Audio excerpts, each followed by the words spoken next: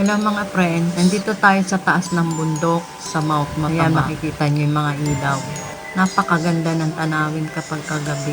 Malamig ang hangin at tahimik. Dito nga pala umaakyat yung mga deboto. Kapag mahal na araw, ayan yung malaking krus. Nakikita nyo naman siguro. Masarap magdasal dito, lalo na tahimik, malamig ang hangin. Ayan yung malaking krus. Dinadayo talaga to ng mga deboto tuwing mahal na araw. Nakapag-vlog na naman ako ulit dito. Kasi kalipas ang 2 taon, na-vlog ko na rin to.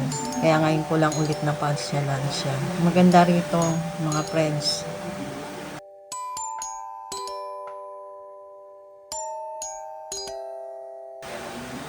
Kasama ko yung pamangkin ko pala. Service ko. Umakyat kami rito. Ang ganda rito. Talagang taimtim ka makakapagdasal dito sa malaking krus.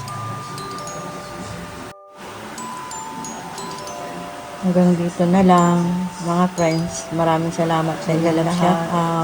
God bless. Bye-bye.